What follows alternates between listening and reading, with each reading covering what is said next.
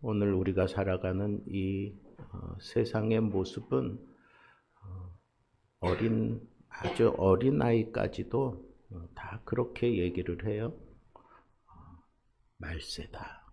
뭐 그렇게 표현하고 시끄러워서 견딜 수가 없다 그러고 똑같은 그냥 얘기들이 막 매스컴을 통해서 나오고 요즘 아이들도 다 이 핸드폰에서 유튜브를 통해서 소식들을 이렇게 확인하고 그러느라고 정신들이 없은 거예요. 그런 얘기가 들려올 때마다 참 힘들다, 어렵다 이런 걸 느끼고 또 심각하게 이걸 자꾸 좀 부풀려가는 그런 모습으로 전국이 막 움직여지고 그러니까 사람들 마음속에 다 어떤 그런 환란 의식 같은 것들이 있는 것 같아요.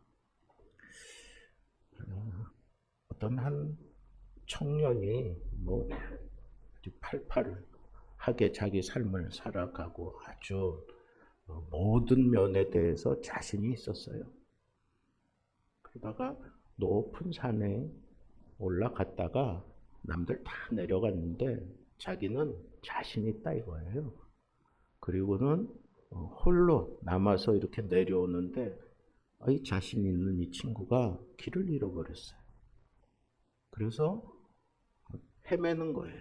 여기저기 헤매고 여러분 등산 좋아하시는 분들 알겠지만 우리가 거기 올라갈 때 정확하게 이걸 따지고 올라가지 않아요. 사람들하고 같이 올라가고 길이 있는 대로 이렇게 올라가는데 밤이 되니까 길도 없어지고 이게 어디로 가야 되는지 그렇게 자신 있던 그 젊은 청년이 아주 그냥 혼비백산 하는 소리들이 들리고 그러니까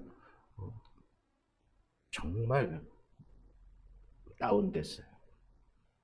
어디로 가야 될지. 그러다가 뭔가 생각이 나서 막 자기 옷을 뒤지는데 거기에 조그만 이 랜턴이 하나 나오는 거예요. 그 랜턴을 딱 켜고 그 다음에는 이게 배터리가 많이 있는 것 같지 않아. 너무 희미한 그런 랜턴인데 그거 하나 딱 잡고 그 다음에 멀리도 안 나가잖아요. 앞에 딱 그냥 자기 발만 쳐다보면서 내려왔어요.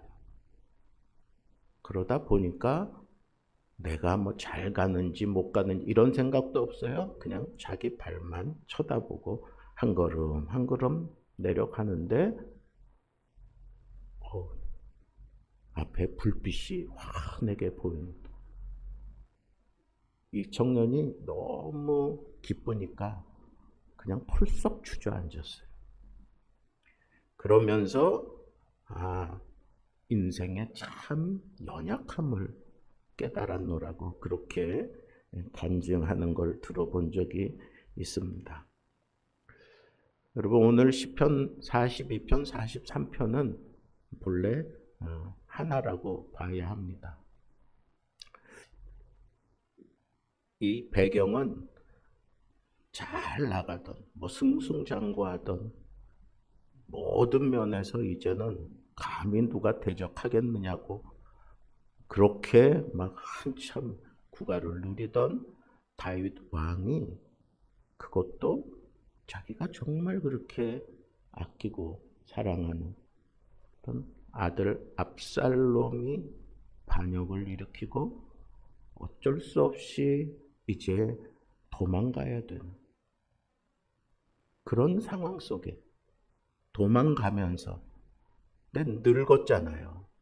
그리고 자기에게 따라붙은 그런 부하들도 다 늙은 사람들 그리고 전쟁하면 금방 질 것 같은 그런 사람들 밖에는 자기를 따르는 사람들이 없었어요. 이제 가면 다시는 이 왕궁으로 돌아온다고 생각도 하지 못하고 그냥 정말 떠났어요. 그러면서 속에 북받쳐 오르는 이 서운함, 이 부끄러움, 이 안타까움, 이런 것들을 그냥 속에서 그냥 툭툭 터져 나오는 대로 그냥 막 뇌까리듯이 그렇게 뇌까린 것을, 그걸 주워 모아가지고 이 시편을 만든 게 42편, 43편이에요. 고라 자손들이 다윗 왕이 그 절망 가운데서 툭툭 내뱉는, 신음하듯 내뱉는 그런 것들을 다 주워 모아가지고 만든 시편이 42편, 43편이에요. 여러분, 42편, 43편이 그렇게 내용도 길지도 않아요. 아주 짧은 그런 시인데, 거기에 보면 이런 내용들이 주를 이루고 있어요. 내가 하나님과 멀어졌다 하는 그런 느낌, 그리고 자기가 이렇게 반역에 의해서 도망가는데도 불구하고 모든 사람들이 자기를 향하여 조롱하고 멸시하는, 더군다나 이 영적으로 견딜 수 없어 하는 게 뭐냐 하면, 다윗, 너의 하나님은 도대체 어디 계신 거냐, 그런 소리를 듣는 거예요. 그 다음에 늙어서 도망가야 되는, 얼마나 힘들고 얼마나 어렵겠어요. 제대로 다 챙겨가지도 못하고, 물도 떡도 제대로 챙겨가지 못하고.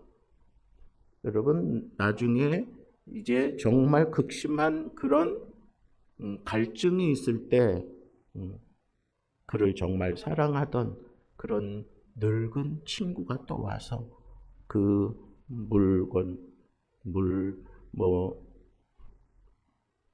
그 피난하는 사람들에게 대주고 그러는 일도 우리는 알고 있습니다. 얼마나 고난스러운지 모릅니다. 그런데 더 기가 막힌 건 이런 거예요. 어찌하여 나를 버리셨나이까? 라고 하는 그런 표현을 하잖아요. 어찌하여 나를 버리셨나이까? 근데 하나님이 아무런 대답이 없는, 이 침묵 속의 괴로움을 아세요? 침묵 속의 이 괴로움, 이게 사실은 가장 큰 문제입니다. 가장 큰 어려움이에요. 내가 이제까지 살아오면서 하나님의 은혜를 많이 겪었고, 하나님의 능력을 내가 내 손을 통해, 내 입을 통해, 내 삶을 통해 보여주며 살아왔던 사람이 바로 다윗이에요. 근데 지금 자기가 잘못했다기보다는 이런 심각한 어려운 상황 속에 어쩔 수 없이 도망가야 되는 이 형편을 하나님 정녕 보고 계시는 겁니까? 라고 하는 그런 표현을 하고 있는 거예요. 그리고 오늘 말씀, 그리고 43편 마지막 5절 말씀, 동일한 그런 말씀을 통해서 내 영혼이 이렇게 낙심한다 이거예요. 불안에 떨 수밖에 없는 그런 연약한 그런 다윗의 모습을 여기서 그대로 보여주고 있습니다. 그런데 이 짧은 시편 가운데 그냥 이렇게 절망과 그리고 아픔만 그렇게 늘어놓은 게 아니에요. 그걸 또 이겨내는 그런 내용이 또 여기에 많이 담겨져 있습니다. 그래서 저는 환난을 당했을 때 이렇게 하면 우리가 건강하게 이겨나겠다 하는 그런 생각이 들었습니다. 여러분, 어떤 때는 나는 원치 않는데 상황이 나를 그렇게 심각한 상황으로 몰고 갈 때도 있어요. 그리고 나는 열심히 뭔가 하나님이 맡기신 일이라 생각하고 최선을 다해서 막 열심히 하고 있는데 그림이 그려지지가 않는 거야. 이게 도대체 무슨 그림인가? 이게 도대체 어디로 갈지, 또 어떤 그림을 내가 지금 그리고 있는지. 분명히 나는 하나님이 시켜서 하나님의 뜻을 따라 내가 하고 있는데 이게 내가 생각하는 대로 풀려가지도 않는 것 같고 도무지 하나님이 어떤 그림을 그리시는지 알 수가 없는 거예요. 그럴 때 사람들이 쉽게 낙심할 수 있어요. 그리고 실제로 내가 원치 않는 그런 상황 속에 빠졌을 때, 어떤 때는 막 허우적거리면서 올라올 수 있어요. 근데 눕히면 어떻게 되는데? 허우적거릴수록 더 깊이 빠져들 수밖에 없는데. 이런 상황들이 도대체 내가 뭘 잘못해서 이런 상황 속에 내가 빠져야 되는 거냐? 잘못은 저 사람이 했는데 왜 고난은 내가 지금 당하고 있는지. 이런 상황들이 내 앞에 막 펼쳐질 때 사람 100이면 100 다 낭망하는 그런 자리에 빠지게 되어 있습니다. 다윗도 그랬는데 우리는 어떨까요? 아예 그냥 모든 걸 다 포기하지는 않았을까? 근데 다윗은 그렇게 막 주절주절 낭망 언어들을 막 쏟아내는 가운데에도 그는 툭툭 이걸 이겨내는 그런 표현들을 하고 있는 걸 볼 수 있어요. 첫째로 5절 말씀에 보면 너는 하나님을 바라라. 너는 하나님을 소망하라. 이런 얘기를 합니다. 자기 스스로를 격려하는 거예요. 내 영혼아, 내가 어찌하여 낙심하며 어찌하여 불안하여 하는가? 지금 자기 상태가 그렇다는 거예요. 근데 어찌하여 이 얘기를 하는 이유는 뭐예요? 너는 그래서는 안 되는 사람이야. 근데 왜 이렇게 낙심하며 불안해하고 있는 거야? 어찌하여 이런 뜻이잖아요. 그러면서 뭐라 그래요? 너 이대로 하면 되는데 너는 하나님께 소망을 두라. 하나님을 바라라 이거잖아요. 그러니까 자기 스스로를 자꾸 이렇게 채찍질하면서 내가 답을 알아. 내가 아는 하나님은 반드시 이렇게 해 주실 거야. 그럼에도 불구하고 그걸 알면서도 내 마음은, 내 생각은 자꾸 낭망하게 되고 불안하고 견딜 수가 없는 거예요. 그게 인간의 연약함인데 어쩌라고. 근데 이렇게 자기 스스로를 격려할 수 있는 그런 태도를 갖잖아요.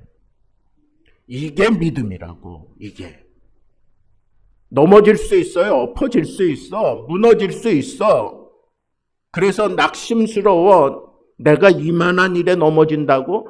내 자신을 돌아볼 때 내가 이런 사람밖에 안 됐나? 그러면서 자책할 수도 있고 생각지 않은 일들이 나에게 막 다가오고 넘칠 때 나는 잘못이 없는데 아무리 생각해도 나는 잘못이 없는데 왜 이런 극심한 고통과 이런 아픔을 하나님은 나에게 주시는 건가 하는 그런 생각을 가지면 사람들이 불안한다니까 낭망할 수밖에 없다니까.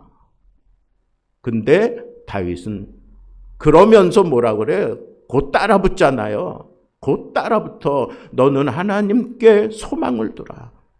옛날 표현이 더 좋은 것 같아. 너는 하나님을 바라라. 그러지.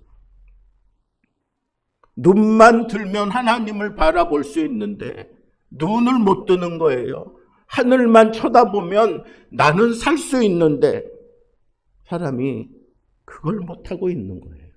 근데 그게 인간이라니까. 우리가 아는데도 노아가 방주를 80년 혹은 100년에 걸쳐서 그 방주를 지었어요. 근데 신기한 건 그 방주에는 창문이 없어, 창문이. 근데 창이라고 하나 있어. 어디 있는지 아세요? 위에 있어, 위에. 다 위에.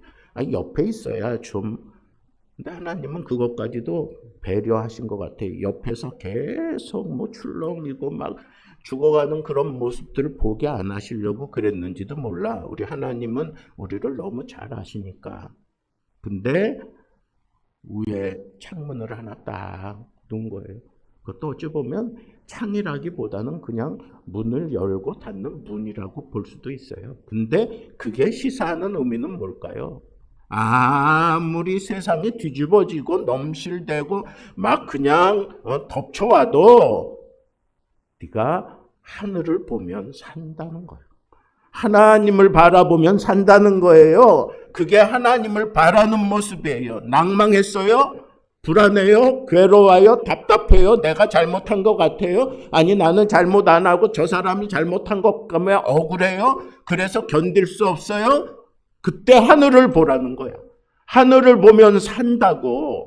근데 왜 안 보고 계속 낭망만 하고 있느냐고.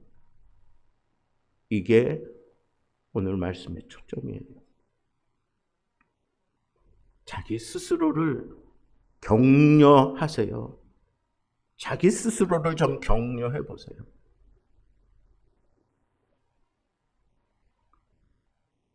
여러분, 사람들은 자기 스스로를 뭐 좀 사치한다는 그런 표현을 하잖아요.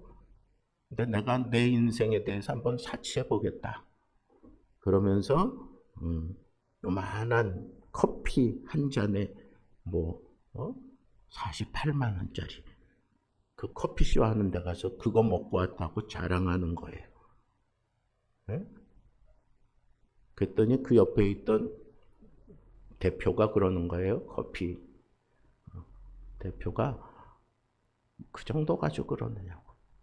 자기가 이 포도주에 미쳐 있을 때 그냥 막 세계를 돌아다니면서 그 원산지에 쫓아가가지고 요만한 잔 한 잔에 환산해 보니까 500만 원이더래. 근데 그거 사서 먹었대요. 그게 자기를 위한 사치라 이거예요. 남들 못 해본 거 나 했다 이거야. 나만큼 이 포도주 사랑하는 사람 있어? 이런 거예요. 여러분, 우리 믿음에 좀 사치를 부리면 안 될까요? 나를 위해서 좀 믿음의 사치를 좀 부리면 안 될까요? 남들 다 절망하고 남들 다 무너지고 엎어지고 막 그냥 뒤집어지고 막 쓸려 내려가고 있는 이 난리통에 좀 내 믿음 가지고 좀 사치 부리면 안 될까? 힘들지, 어렵지, 괴롭지, 답답하지. 나 좀 봐. 뭘? 나는 하늘을 본다. 하늘을 보면 살아. 이런 사치를 좀 부려보라고요. 믿음이 그냥 채워져서 좀 그런 사치, 남들이 볼 땐 사치한다 싶을 정도로 좀 그렇게 멋진 신앙생활을 좀 했으면 좋겠어요. 근데 여기 보세요. 표현이 번역을 너무 잘했어. 하나님께 소망을 두라. 하나님께 소망을 두라. 하나님께 소망을 두면 나는 살고, 하나님 외에 다른 것에 소망을 두는 자들은 결국은 다 세상과 함께 쏠려가며 망할 수밖에 없고 근심, 걱정, 불안하게 살아갈 수밖에 없다는 거예요. 하나님께 소망을 두라. 그러면서 다윗이 이걸 지금 들은 이 생각, 하나님께 소망을 두고 내가 정말 이 위기에서 벗어나야 되겠다. 그러면서 자기 스스로를 강화하는 그런 표현들이 몇 가지 나오는데, 첫째는 여기 보면 지난날 하나님이 나에게 베풀어 주셨던 그 은혜, 과거 나에게 베풀어 주셨던 그 은혜를 기억한다 그랬어요. 미살산에서 내가 하나님을 기억한다. 이건 뭐예요? 그때 하나님이 나에게 베풀어 주셨던 그 은혜를 기억하고 내가 이거 이겨내겠다 이거예요. 하나님이 나를 이렇게 사랑해 주신 데에는 분명한 뜻이 있어. 하나님이 정말 나를 사랑하기 때문에 나에게 이런 은혜를 베푸신 거지. 하나님이 짱구가 아니라면 하나님이 왜 나 같은 사람을 이렇게 구원하고 나에게 이런 은혜를 베풀어서 이런 일을 맡기고 여기까지 오게 하셨을까?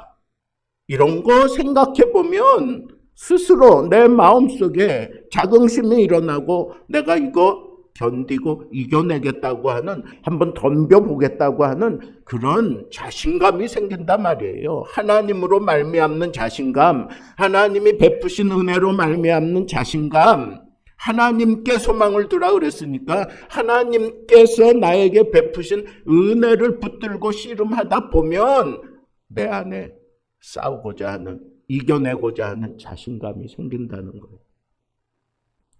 또 그것뿐이 아니에요. 직접적으로 여기 보니까 하나님 앞에 부르짖고 있어요. 부르짖고 있다고. 정직하게 자신의 고통을 그대로 내려놓고, 여러분 그냥 내가 그냥 낭망한 상태로 그냥 나 이래서 정말 참 내 인생 망했다 뭐 이게 아니에요. 하나님 나 이 쓰리고 아픈데, 내가 이렇게 참 괴로운데, 하나님 내가 이렇게 막 애를 쓰는데 왜 응답하지 않습니까? 왜 나를 이렇게 홀로 두십니까? 나를 왜 이런 시험 가운데로 몰고 가십니까? 정직하게 다 얘기하세요. 얘기하면서, 그러면서 갈급한 생각이 드는 거야. 어떤 생각? 아, 지금 떠나가면 내가 못 잡지. 지금 떠나가시면 난 못 잡아. 그러면 나는 진짜 망하는 거야 하는 생각 들면 달려들게 돼 있다니까.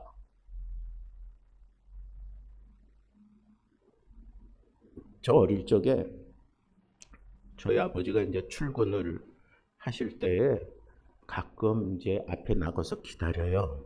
그래서 뭐 구두도 닦아놓고. 근데 아버지가 그거 다 알면서 그냥 가시는 거야. 난 당장 뭐가 필요한데. 어떻게 그냥 뒤따라 가는 거예요.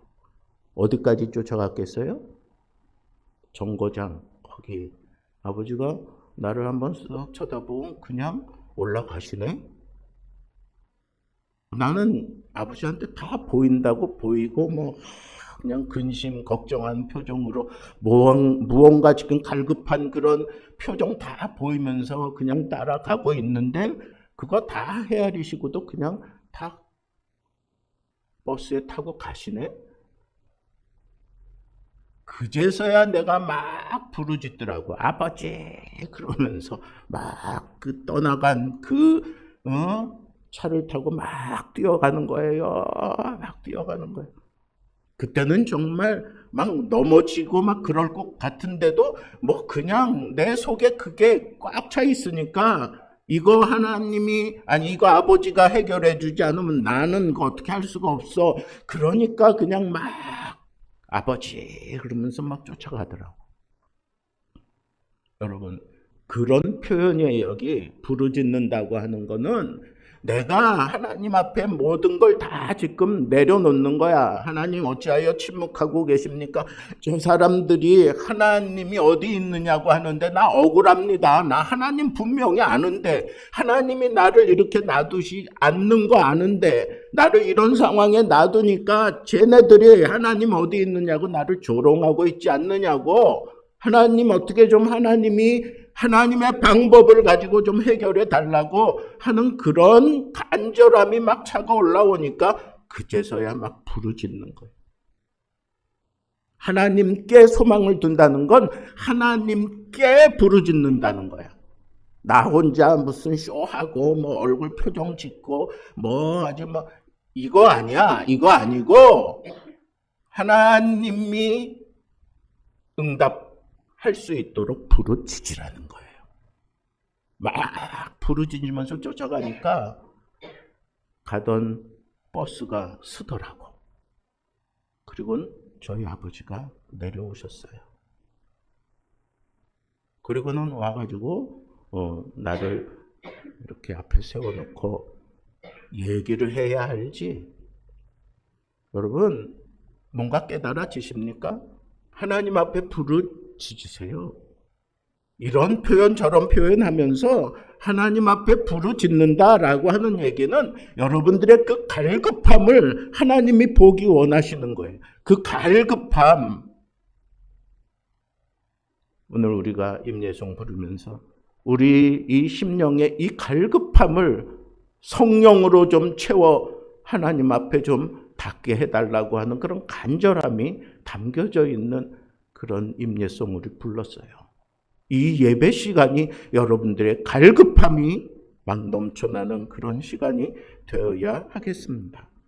그리고 더 적극적으로 내가 하나님 앞에 기도하겠다고 그렇게 분명하게 표현을 해요.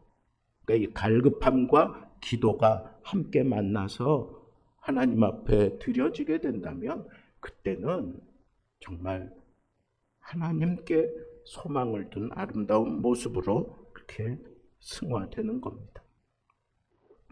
그러고 나면 43장 4절 5절에는 내가 하나님께 이르겠다. 내가 수금으로 주를 찬양하리이다. 그러면서 내가 하나님께 이르기 위해서 부르짖음과 이 찬양이 만나면 그때는 그게 예배가 되는 거예요. 예배가 되는 거예요. 하나님 앞에 내가 제단에 그냥 올려지는 게 아니라 완전히 죽어진 모습으로 올려지는 것, 그렇게 되면 그제서야 하나님이 받으셔요. 하나님이 우리의 제물을 받으실 때 산채로 올려진 것 받지 않아. 다 죽임을 당하고 피를 뿌리고 그리고 난 이후에 그걸 하나님이 구약시대에도 받아요. 피가 생명이니까. 여러분, 오늘 우리가 하나님 앞에 기도하고 찬양하고 하나님 앞에 나아갔는데 이 피를 의지하고 예수 그리스도의 피공로 의지하고 우리가 하나님 앞에 나아가는 이런 모습으로 나아가게 된다면 하나님께서 반드시 이 모든 상황을 하나님이 헤아리신 대로 풀어내시고야 말 것입니다. 오늘 이런 모습으로 하나님 앞에 예배 드리러 왔으니까 여러분들의 찬양에 힘이 있기를 바랍니다. 여러분들의 기도에 그 간절함이 묻어나오기를 바랍니다. 그럴 때 하나님께서 그 예배를 받으시되 여러분 기도 예수 이름으로 하는 거고 찬양 우리 주님을 찬양하는 거예요. 예수의 이름은 세상의 소망이요. 우리 찬양했잖아요. 여러분 이 예배가 하나님께 이르고 하나님께 소망을 두는 가장 확실한 방법임을 여기서 다윗이 우리에게 얘기를 하고 있습니다. 마지막 5번째는 다윗이 이걸 강화하는 모습을 보세요. 하나님의 성품을 그가 꽉 붙잡아요.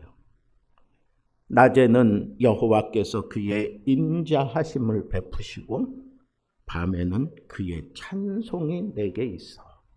그의 찬송은 뭐예요? 우리 주님의 찬송이라는 거예요.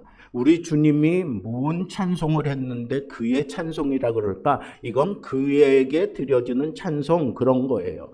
우리가 주님을 찬양할 때 그냥 아무것도 없이 그냥 무작정 찬양하는 게 아니에요. 주님이 나에게 행하신 일들에 대해서 찬양하는 거예요. 나를 위하여 피 흘려 죽으신 예수를 찬양하는 거예요.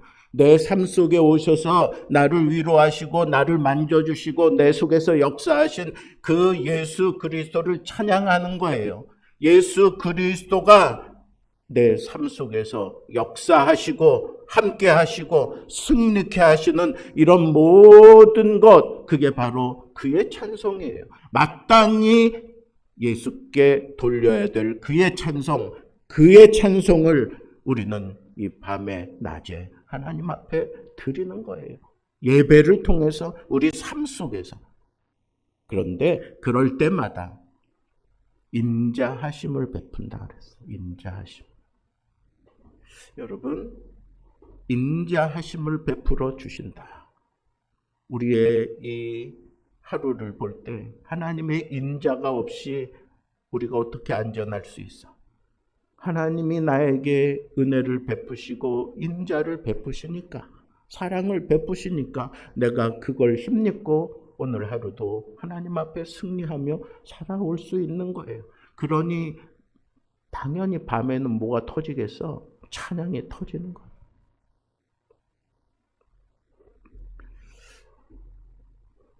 말씀을 맺겠습니다. 오늘날 우리가 살아가는 이 세상이 참 우리를 낭만케 할 때가 많습니다. 경제적인 어려움이 있고, 또 나는 내 스스로 이 관계가 참 잘 풀리지 않고 풀어낼 수 없는 그런 연약함 속에 있기 때문에 늘 갈등 속에 살아가고, 미래가 어떻게 펼쳐질지 확실치 않아서 때때로 하나님이 멀리 계신 것처럼 느껴지고, 심지어는 안 믿는 사람들이 야, 너의 하나님이 정말 살아 계신다면 어떻게 이렇게 세상이 이렇게 흘러가도록 놔둘 수 있겠니? 정말 너희 하나님 살아 계신 거 맞아? 이런 소리도 들을 수 있을 거예요. 그럴 때, 혹은 내가 정말 그런 세상 속에 살면서 견딜 수 없을 정도의 심각한 상황 속에 나 스스로 빠져들었을 때, 쫓겨나면서도 다윗은 그렇게 투덜대고 그렇게 낭만 언어들을 막 쏟아내는 그 가운데에서도 그가 끝까지 붙잡은 게 있어요. 그게 뭐예요? 하나님께는 소망이 있다는 거야. 하나님께 소망을 둘 수만 있다면 지금 이 낭망 상황 하나님이 해결해 주시지 하는 이 소망이 있었기 때문에 불평, 불만, 낭망 막 쏟아내면서 그때 자기를 이렇게 세우잖아요. 또 자기를 강화하잖아요. 그리고 꽉 붙잡잖아. 그리고 마침내 그가 그의 찬송을 찾아내고 하나님의 도우심을 찾아내고, 그리고 자기 괴로움을, 자기 그 낭망을 조장하는 이 악한 영의 이 실체를 향하여 당당하게 외치는 게 오늘 본문 말씀이에요. 내 영혼아, 내가 어찌하여 낭망하며 어찌하여 불안하여 하는가? 너는 하나님께 소망을 두라. 그가 나타나 도우심으로 말미암아, 그의 얼굴의 도우심으로 말미암아 내가 평안하겠다, 내가 안전하겠다, 내가 승리하리라 하는 이런 고백이 2025년도 우리 앞에 어떻게 펼쳐질지 모르지만 그때마다 여러분들이 다윗처럼 이렇게 낭망 상황을 멋지게 승리의 상황으로 바꾸어낼 수 있는 그런 멋진 하나님의 사람들 되기를 우리 주님의 이름으로 축복합니다.